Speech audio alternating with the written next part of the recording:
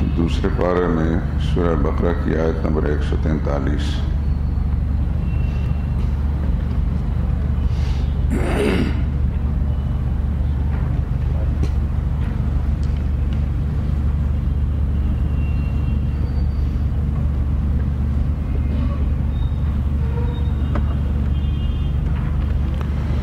اعوذ باللہ من الشیطان الرجیم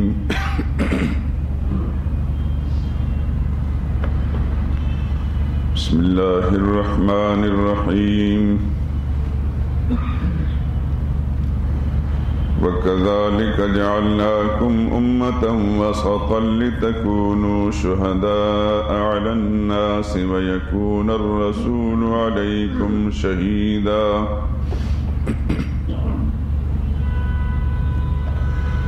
وَمَا جَعَلْنَا الْقِبْلَةَ الَّتِي كُنْتَ عَلَيْهَا إِلَّا لِنَعْلَمَ مَنْ يَتَّبِعُ الرَّسُولَ مِمَّنْ يَنْقَلِبُ عَلَى عَقِبَيْهِ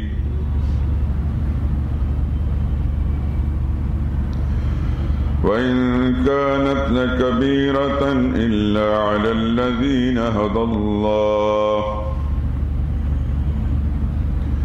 وَمَا كَانَ اللَّهُ لِيُضِيعَ إِيمَانَكُمْ إِنَّ اللَّهَ بِالنَّاسِ لَرَءُوفٌ رَحِيمٌ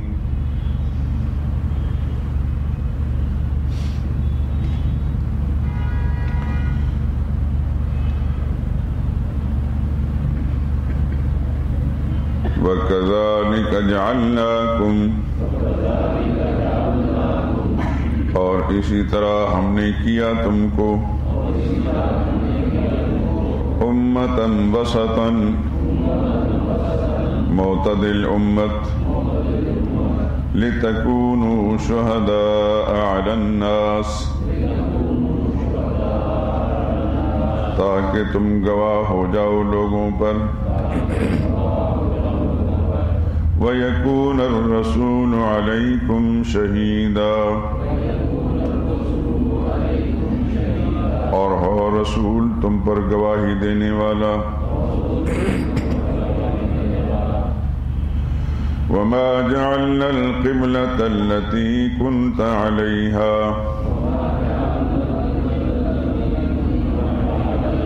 اور نہیں مقرر کیا تھا ہم نے وہ قبلہ جس پر آپ پہلے سے تھے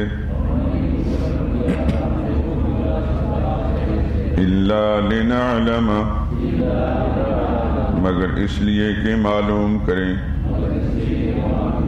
مَن يَتَّبِعُ الرَّسُولَ کون تابع رہے گا رسول کا مِمَّن يَنْقَلِبُ عَلَىٰ عَقِبَيْهِ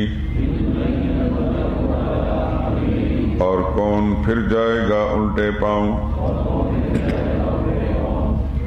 وَإِنْ كَانَتْ لَكَبِيرَةً اور یقیناً یہ بڑی بھاری بات ہے إِلَّا عَلَى الَّذِينَ هَدَى اللَّهُ مگر ان پر جن کو اللہ نے راہ دکھائی وَمَا كَانَ اللَّهُ اور اللہ ایسا نہیں ہے لِيُضِيعَ إِيمَانَكُمْ کہ ضائع کر دے تمہارا ایمان ان اللہ یقیناً اللہ بالناس لوگوں پر لرؤوف الرحیم بہت شفیق نہایت مہربان ہے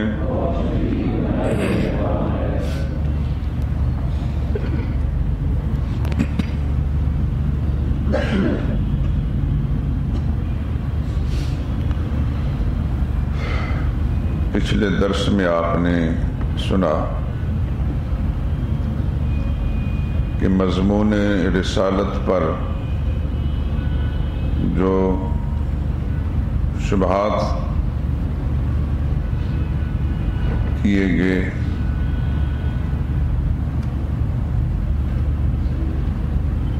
ان کے جوابات ذکر کیے جا رہے ہیں۔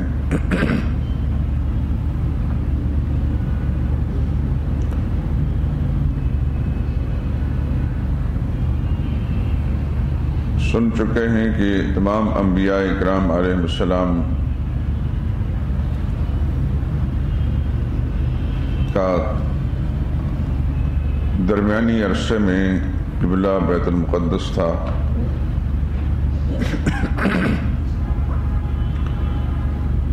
بظاہر اس کو چھوڑ دینا تمام انبیاء کی مخالفت کے مترادف ہے،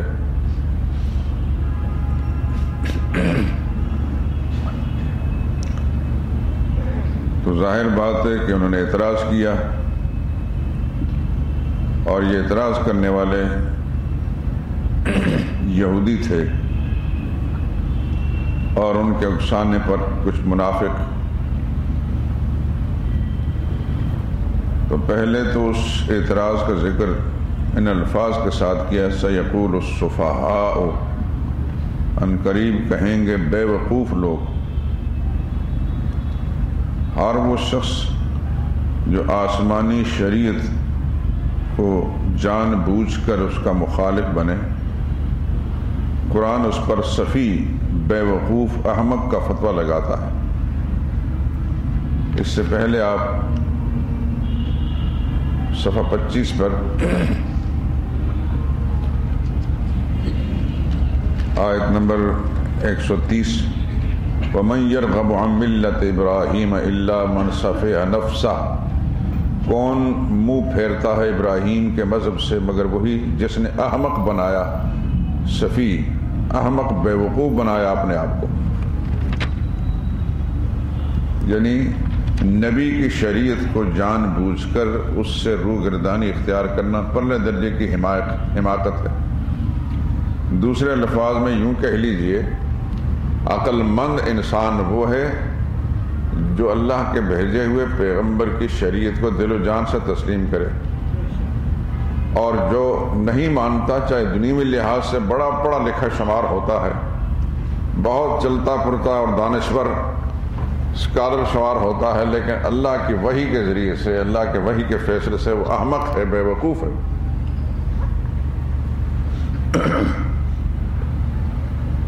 تو ان کا اعتراض ذکر کر کے تو پہلا اس کا اجمالی جواب دیا گیا، قُلْ لِلَّهِ الْمَشْرِقُ وَالْمَغْرِبُ، یہ اجمالی علت ہے، مشرق بھی اللہ کا، مغرب بھی اللہ کا۔ اصل تو ہے حکم اللہ کا، ماننا ہے اللہ کا حکم، وہ مشرق کی طرف منہ کرنے کا کہے یا مغرب طرف منہ کرنے کا کہے، ماننا ہے اللہ کا حکم۔ نہ مشرق معبود ہے نہ مغرب معبود ہے، معبود ہے اللہ کی ذات۔ نہ خانہ کعبہ بیت اللہ معبود ہے نہ بیت المقدس معبود ہے، معبود ہے اللہ کی ذات۔ وہ جب حکم دے گا کہ ادھر رخ کر کے نماز پڑھو، اس کے حکم کی تعمیل اور عبادت اس طرف ہوگی، اگر وہ کہے گا ادھر مڑو تو ادھر مڑنا ہے عبادت۔ اس لیے پہلا جواب یہ قُلْ لِلَّهِ الْمَشْرِقِ، نے کہتے ہیں مشرق بھی اللہ کا، مغرب بھی اللہ کا۔ یہدی من یشاء، وہ ہدایت دیتا ہے، رہنمائی کرتا ہے جس کو چاہے، الی صراط مستقیم، صراط مستقیم، سیدھے راہ کی طرف۔ یہاں پر ایک صراط مستقیم کے لفظ میں ایک نقطہ کی بات بتا دوں۔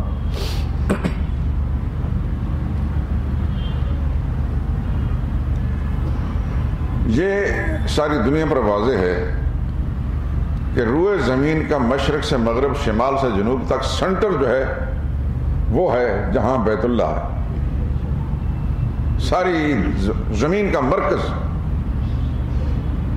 یعنی اگر انچوں کے حساب سے بھی ناپا جائے تو 1 انچ کا بھی فرق نہیں پڑے گا۔ اور جہاں بیت اللہ ہے اس کے بالکل برابر میں اوپر بیت المعمور ہے، 7ویں آسمان کے اوپر۔ بیت المعمور وہ جگہ ہے جہاں ملائکہ کرام طواف کرتے ہیں، یا آسان لفظوں میں کہہ لیں کہ ملائکہ کا قبلہ ہے، اور بیت المعمور کے بالکل برابر میں اوپر عرش معلیٰ ہے۔ کیا کہ اللہ تعالیٰ اپنے حکم سے عرش معلیٰ کو وہاں سے گرائیں تو بیت المعمور کی چھت پر، اور بیت المعمور وہاں سے گرائیں تو بیت اللہ کی چھت پر۔ اتنا محاذ آپ میں ہے۔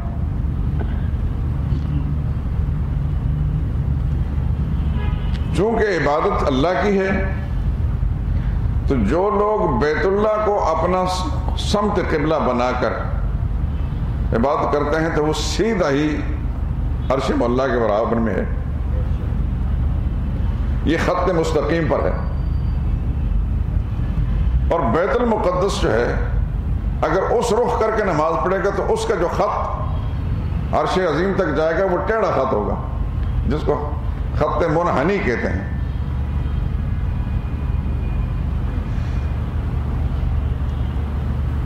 اور آپ جانتے ہیں کہ خط مستقیم مختصر ہوتا ہے۔ مثال کے طور پر یہ فانوس ہے، اس کے برابر نیچے جو جگہ ہے اس سے اوپر فانوس طرح یہ خط مستقیم ہے، بالکل مسجد کا سینٹر ہے، اور ایک وہ کنارہ ہے، وہاں سے اس کی طرف آپ جو ایک خط بنائیں گے، لائن لگائیں گے، جو رسی باندھیں گے تو وہ ٹیڑھی ہوگی اور دور بھی ہوگی، اور یہاں جو رسی باندھی جائے وہ نزدیک ہوگی۔ تو منشا الہی یہ ہے بیت اللہ کی طرف، خانہ کعبہ کی طرف رخ کر کے نماز پڑھنا۔ اصل تو حکم اللہ کا ہے، لیکن بیت اللہ خط مستقیم پر ہے، تو جو شخص بیت اللہ کی طرف رخ کر کے نماز پڑھتا ہے وہ خط مستقیم پر ہونے کی وجہ سے جلدی اس کا عرش عظیم کے ساتھ رابطہ ہوتا ہے۔ اور یہ نقطہ بیان کیا شاہ عبدالعزیز محدث دہلوی رحمۃ اللہ تعالی۔ تو یہدی من یشاء الی صراط مستقیم، مشرق بھی اللہ کا، مغرب بھی اللہ کا، وہ جس کو چاہے صراط مستقیم پر پہنچائے، اور صراط مستقیم سیدھا ہوتا ہے۔ حضور صلی اللہ علیہ وسلم نے ایک دفعہ صحابہ کی موجودگی میں ایک سیدھی لائن کھینچی، ایک دائیں بائیں ٹیڑھی لائن کھینچ کر فرمایا یہ جو سیدھی لائن ہے یہ صراط مستقیم ہے، یہ میرا راستہ ہے، میرے صحابہ کا راستہ ہے۔ اور دائیں بائیں لمبی چوڑی جو لائن کھینچی، فرمایا ہر لائن کے اوپر شیطان بیٹھا، ما انا علیہ واصحابی، وہ راستہ جو میرا اور میرے صحابہ کا راستہ ہے، وہ طریقہ ہے، وہی اللہ کی منشا ہے، وہی اللہ کا پسندیدہ راستہ ہے، وہ ہدایت کا راستہ ہے، باقی سارے راستوں پر شیطان بیٹھا ہے۔ وَأَنَّ هَذَا صِرَاطِي مُسْتَقِيمًا، سورہ انعام میں آئے گا آگے چل 8ویں پارے میں، وَأَنَّ هَذَا صِرَاطِي مُسْتَقِيمًا، اللہ فرماتا ہے جو میرا راستہ یہ سیدھا ہے، اس میں کوئی کجی نہیں، فَاتَّبِعُوهُ، اس پر چلو، وَلَا تَتَّبِعُوا السُّبُلَ، سبیل کی جمع سبل ہے، مختلف راستوں پر جو دائیں بائیں چلتے ہیں ان پر مت چلو، فَتَفَرَّقَ بِكُمْ عَنْ سَبِيلِهِ، وہ تمہیں اللہ کے راستے سے بہکا دیں گے۔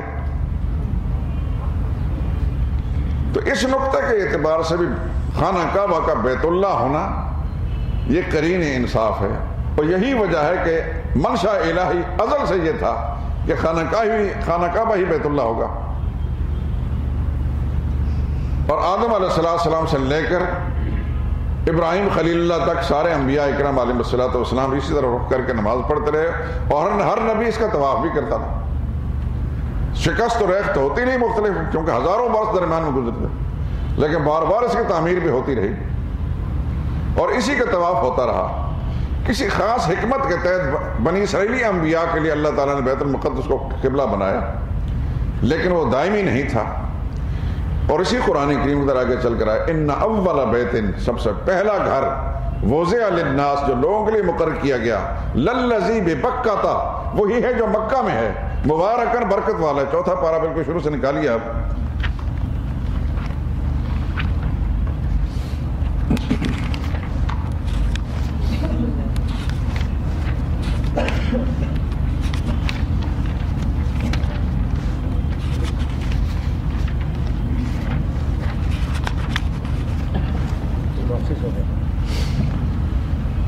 صفحہ 79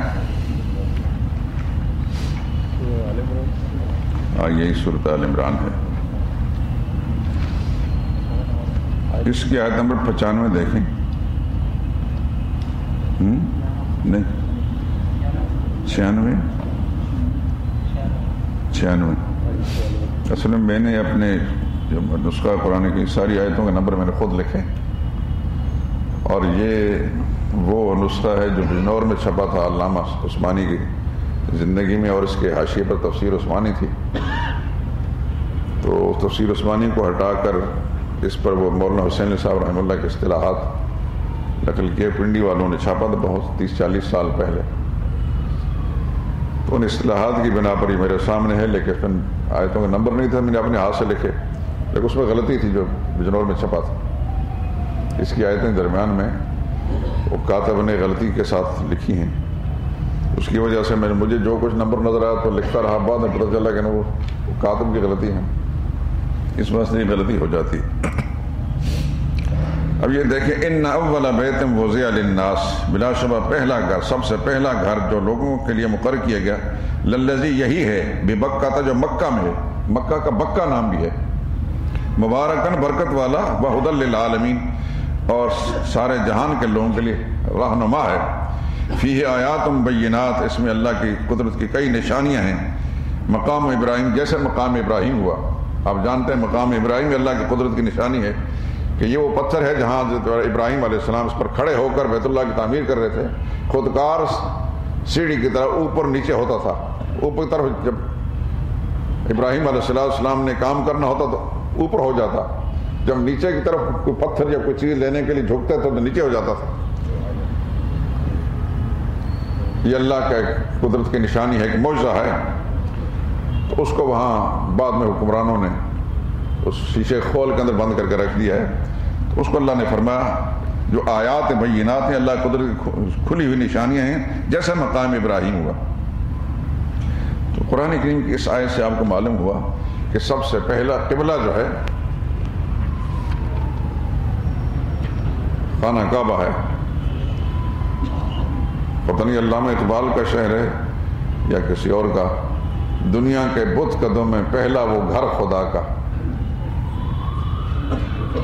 ہم اس کے پاس اس کے پاسباں ہیں، وہ پاسباں ہمارا. یہ پاسباں ہمارا کا جو جملہ ہے نا، یہ ایک خاص چیز طرف اشارہ کر دیا کہ بیت اللہ کی وجہ سے ہم زندہ ہیں. آپ سن چکے ہیں خانہ کعبہ اس زمین پر ہے تو ہم سلامت ہیں، کافر بھی سلامت ہیں، وہ بچے ہوئے ہیں، عیش کر رہے ہیں. وہ بھی خانہ کعبہ جب اٹھا لیا جائے گا تو کچھ بھی باقی نہیں رہے گا، پھر قیامت ہوگی.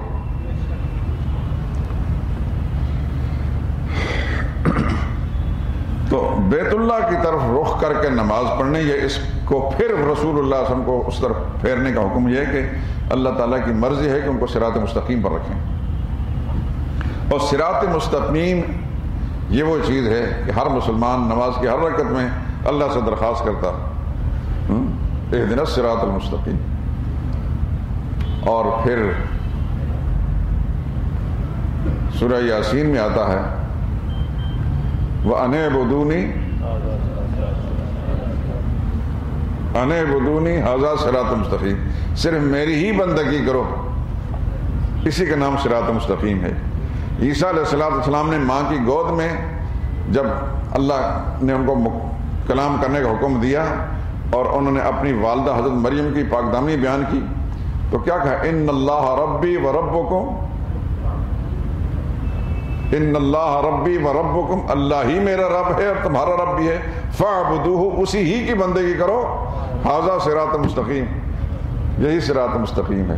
ایک مسلمان جب کہتے ہیں ایاک نعبد و ایاک نستعین، یا اللہ صرف تیری عبادت کریں گا، تجھ سے مرادیں مانگیں گے، یعنی اس نے پکے عقیدہ توحید کا اعلان کر دیا. اب درخواست کرتا ہے اہدنا الصراط المستقیم، یا اللہ صراط مستقیم سمجھ تو آ گیا ہے لیکن اس پر تو چلائے رکھنا کہ تیری ہی عبادت کی جائے اور تجھ سے مراد مانگی جائے. یہ ہے ہدایت، یہی ہے توحید، یہی صراط مستقیم ہے. پھر اللہ سے درخواست کر اہدنا الصراط المستقیم، یہاں مراد ہے استقامت. میں نے اس موقع پر آپ کو بتایا تھا ہدایت کا دو معنی ہے. ہدایت کا مطالبہ ہے جی، ہدایت کا دو معنی ہماری بھی زبان کے اعتبار سے. ہدایت کا معنی یہ ہے کہ رہنمائی کرنا. مثال کوئی یہاں کھڑے کہتا ہے جی گورنر ہاؤس کہاں ہے، تو آپ یہاں کہتے ہیں یہ سامنے جائیں گے آپ، سیدھی سڑک پر آگے ایک چوک آئے گا، اس کو کراس کریں گے، ایک بائیں طرف بڑی سفید عمارت اس کو کراس کریں گے، پھر ایک اور چوک آئے گا اس کو کراس کریں گے، اس کے بعد ایک بہت بڑی عمارت، اس کے دائیں بائیں جنگلے لگے ہیں، اوپر خاردار تار ہیں، وہ گورنر ہاؤس. یہاں سے کھڑے کھڑے آپ نے اس کی رہنمائی کی، یہ بھی ہدایت ہے. اور دوسری یہ ہے کہ گورنر ہاؤس کہاں ہے؟ انہوں نے کہا آؤ میں بتاتا ہوں. اس کو ہاتھ پکڑا، چلتے چلتے وہاں گورنر ہاؤس کے دروازے پہنچا دیا. پہلی جو ہدایت ہے اس کو کہتے ہیں اراءۃ الطریق، راستہ دکھانا، اور دوسری جو رہنمائی اس کا نام ہے ایصال الی المطلوب، منزل مقصود تک پہنچانا.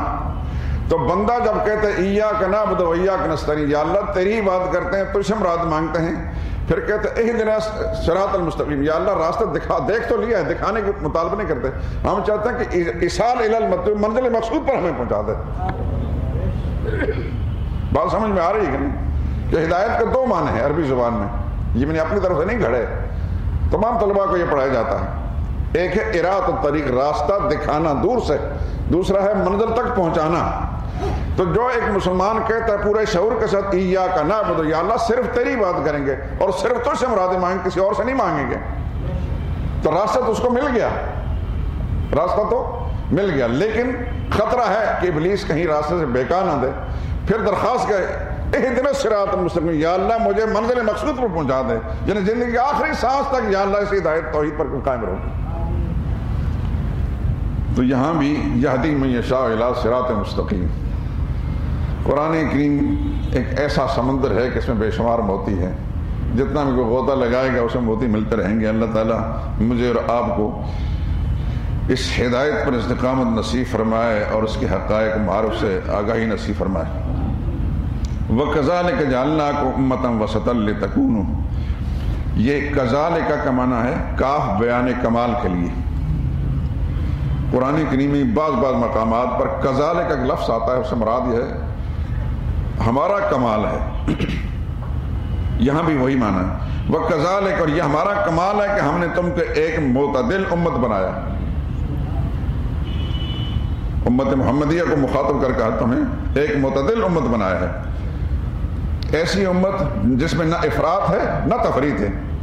اس کی ایک مثال، یہودی بھی اپنے آپ کو آسمانی شریعت کے پیروکار کہتے ہیں اور نصارہ بھی، لیکن دونوں افراط و تفریط کے شکار ہیں. یہودیوں نے ایک طرف تو حضرت عزیر علیہ السلام کو خدا کا بیٹا بنایا، افراط کے شکار ہوئے. دوسرے عیسیٰ علیہ السلام کو ولد الحرام کہا، تفریط کے شکار ہوئے. حضرت مریم پر تہمت لگائی، انبیاء کو قتل کیا، اور عیسائی بھی افراط کے شکار ہوئے. عیسیٰ علیہ السلام کو خدائی کے مقام پر پہنچا دیا. امت مسلمہ کو یہ اعزاز حاصل ہے کہ یہ افراط و تفریط سے بچی ہوئی ہے اور معتدل امت ہے، کہ انبیاء کرام علیہ السلام کا ادب و احترام بھی ہے، ان کی اتباع اور پیروی بھی ہے، ان کے ساتھ محبت بھی ہے، لیکن ان کو مخلوق کے درجے سے اوپر نہیں پہنچایا، ان کو انسان ہی سمجھا ہے، خالق کے درجے پر نہیں پہنچایا. اس لیے حضور نے فرمایا لا تطرونی کما اطرت النصارى المسیح ابن مریم، مجھے بڑھا چڑھا کر عیسائیوں کی طرح خدائی کے مقام پر نہ پہنچانا، میری محبت میں اتنے غلو نہ کرنا کہ بڑھا چڑھ کر خدائی کے مقام پر پہنچا دے. فإنما أنا عبد اللہ ورسول، میں اللہ کا بندہ اور اللہ کا رسول ہوں. تو مسلمانوں کو امت مسلمہ میں یہ اعتدال ہے کہ تمام انبیاء کرام پر ایمان ہے، سب کی محبت ہے، سب کی عقیدت، سب کی اتباع اور پیروی ہے، لیکن کسی کو بھی خدائی کے مقام پر نہیں پہنچا دے، الوہیت کا صفات کا مالک نہیں سمجھتے. پر مسلمانوں میں اگر کسی بدنصیب نے یہ گڑبڑ کی تو مسلمان نہیں رہتا، پھر امت مسلمہ سے الگ ہو جاتا ہے. یہ کتاب اللہ پاک نے محمد مصطفیٰ صلی اللہ علیہ وسلم پر نازل کر کے اس امت کو بالکل اعتدال کا راستہ دکھایا. جس شخص کا تعلق اس کتاب کے ساتھ صحیح ہے وہ کبھی نہیں بھٹکتا، نہ افراط میں ہوتا ہے نہ تفریط میں ہوتا ہے. نہ یہودیوں کی طرح کسی پیغمبر کی توہین کرتا ہے اور نہ عیسائیوں کی طرح نبی کو خدائی کے مقام پر پہنچاتا. اگر روئے زمین پر کوئی کتاب آپ ایسی دیکھنا چاہیں اور وہ کتاب کا دعویٰ بھی ہو کہ یہ آسمانی اور الہامی کتاب ہے اور اس کے اندر حضرت عیسیٰ علیہ السلام کا مرتبہ مقام بھی بیان کیا گیا ہو جو حقیقی ہے اور ان کی والدہ کی پاکدامنی بیان کی گئی ہو، روئے زمین پر سوائے قرآن کریم کا آپ کو کوئی کتاب ہی نہیں ملے گی. اگر عیسائیوں میں انصاف ہو، ان کے پادریوں میں انصاف ہو، تو پھر مسلمانوں کے اور مسلمانوں پر نازل ہونے والی کتاب کے وہ احسان مند رہیں. جن کو وہ ماں مریم کہتے ہیں، ان کی پاکدامی اگر صحیح طریقے سے بیان کی ہے، ان کی عظمت بیان کی تو قرآن نے بیان کی، ان کی کتاب کے اندر کچھ نہیں ہے۔ بائبل کا اگر آپ مطالعہ کریں گے، میں نے جزوی طور پر اس کا مطالعہ کیا ہے، تو اس میں انبیاء اکرام کی سخت توہین موجود ہے، موجودہ بائبل کے اندر سخت توہین موجود ہے۔ اس سے بڑی توہین کیا ہوگی کہ کسی پیغمبر کو کہا جائے کہ وہ زانی تھا، یا اسے کہا جائے وہ شرابی تھا، اور اس سے بڑی توہین کیا ہوگی کہ اپنی بیٹی کے ساتھ بدکاری کرتا تھا۔ کیسا مانا جائے کہ اللہ کی کتاب ہے؟ اللہ کی کتاب تو وہ ہوتی ہے جس میں اللہ کے مقبول بندوں کے ناموس بیان ہوتے، ان کی عزت، عظمت اور حرمت کا بیان ہوتا ہے۔ اب مثال کے طور پر آگے آئے گا سورہ مائدہ میں حضرت عیسیٰ علیہ السلام کے بارے میں، مل مسیح ابن مریم الا رسول، مسیح ابن مریم اللہ کے رسول تھے، قد خلت من قبلہ الرسل، جیسے اس سے پہلے رسول گزر چکے یہ بھی اللہ کے رسول تھے، اس طرح۔ وہ امہ صدیقہ، اور ان کی والدہ اللہ کی ولیہ تھی، صدیقہ تھی۔ مریم صدیقہ کے جو لفظ آیا ہے یہ قرآن کریم کے اس لفظ سے ملا ہے، وہ پاک دامن تھیں۔ امہ صدیقہ کانا یاکلان الطعام، لیکن الوہیت کے مقام پر نہیں تھے، دونوں کھانا کھایا کرتے تھے، اور جو کھانے کا محتاج ہے وہ خالق نہیں ہوتا، وہ معبود نہیں ہوتا، وہ مخلوق ہوتا ہے۔ ان کا مرتبہ مقام بھی بیان کر دیا اور الوہیت کے مقام پر پہنچانے سے بچایا ہے۔ جو کھانے کا محتاج ہے وہ ہر چیز کا محتاج ہے۔ اللہ مختار ہے، محتاج نہیں۔ اللہ نے فرمایا وَهُوَ يُطْعِمُ وَلَا يُطْعَمُ، اللہ سب کو کھلاتا ہے، وہ خود نہیں کھاتا، اور جو کھانا کھاتا ہے وہ مخلوق ہے، وہ خالق نہیں۔ تو اس امت کو امت وسط بنایا، یہ بھی اعزاز ہے، اکرام ہے۔ تمہیں خیر امت میں، جیسے کہ آگے آئے گا سورہ آل عمران میں، کنتم خیر امت، تمہیں ایک بہترین امت بنایا ہے۔ لیکن یاد رکھیں بہترین امت تبھی یہ تاج اس پر سر پر رکھا جائے گا جب صحیح طریقے سے قرآن کے ساتھ وابستہ ہوگی، صحیح طریقے سے رسول اللہ صلی اللہ علیہ وسلم کی تعلیمات سے وابستہ ہوگی۔ وہ شخص خیر امت کا فرد نہیں ہو سکتا جو قرآن سے بھی لا تعلق ہو، اور قرآن کے اصولوں سے بھی بے خبر ہے، اور قرآن کے خلاف اس کا عقیدہ اور عمل ہو، اور محمد رسول اللہ صلی اللہ علیہ وسلم تعلیمات کے خلاف، وہ خیر امت کا فرد نہیں۔ خیر امت کے بہترین فرد صحابہ کرام تھے، پھر جو صحابہ کرام کے نشقند پر چلے گا وہ خیر امت ہے، چاہے وہ سڑک پر جھاڑو دینے والا ہے، چاہے بادشاہ وقت ہے۔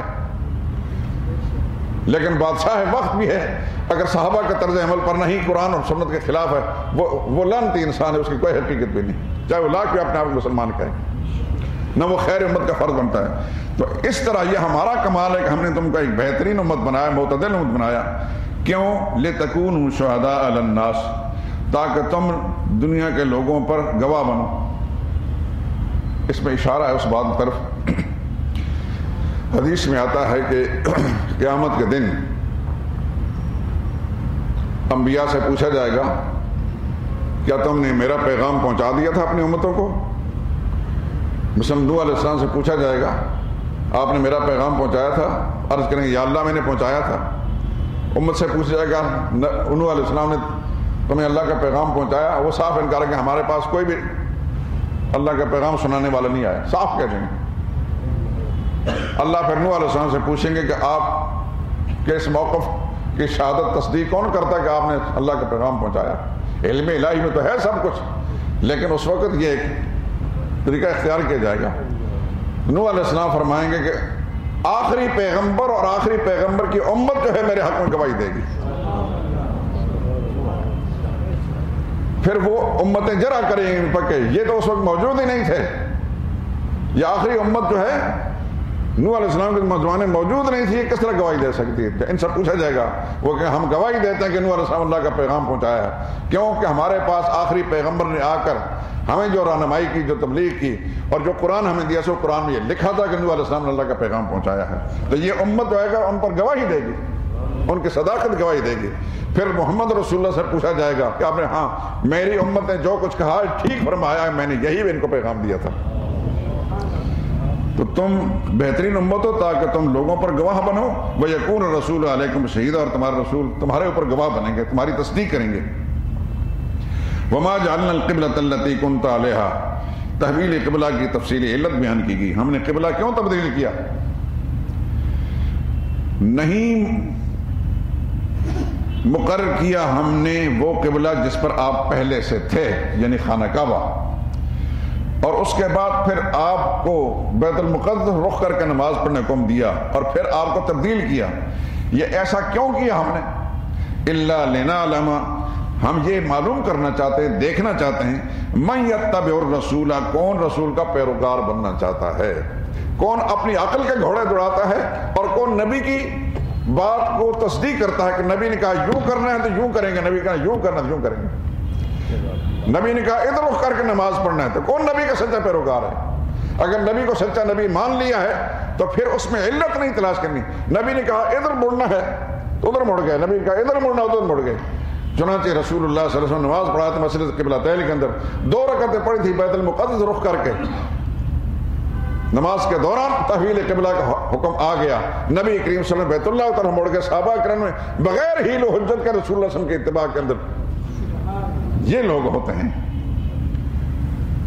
ہم یہ معلوم کرنا چاہتے ہیں کون متبع ہے رسول کا اور کون ہے الٹے پاؤں پھرنے والا. جیسے یہودی ہوئے، جیسے منافق ہوئے، انہوں نے بہانے شروع کر دیے کہ دیکھیں جی ان کو تو پتہ ہی نہیں کہ ان کا قبلہ کیا ہے، کبھی کچھ کبھی کچھ. اللہ فرماتے ہیں وَإِن كَانَتْ لَكَبِيرَةً، اگرچہ یہ تحویل قبلہ بڑی بھاری بات ہے، قبلے سے پھر جانا بڑی بھاری بات ہے، إِلَّا عَلَى الَّذِينَ هَدَى اللَّهُ، مگر ان لوگوں پر بھاری نہیں ہے جن پر اللہ نے ہدایت کے دروازے کھول دیے. اب سوال یہ پیدا ہوا کہ جناب ہمارے بڑے ماں باپ بیت المقدس سے رخ کر کے نمازیں پڑھتے پڑھتے مر گئے، ان کا کیا حکم ان کی نمازوں کا؟ جواب دیا وما کان اللہ لیضیع ایمانکم، اللہ ایسا نہیں ہے، یہ ایمان سے مراد یہاں نمازیں ہیں، اللہ ایسا نہیں کہ تمہاری نمازوں کو ضائع کر دے. ان اللہ بالناس، یقین اللہ لوگوں پر لرؤوف، بہت شفیق ہیں، رحیم، بہت مہربان ہے. سبحانک اللہم و بحمدک لا الہ الا انت استغفرک.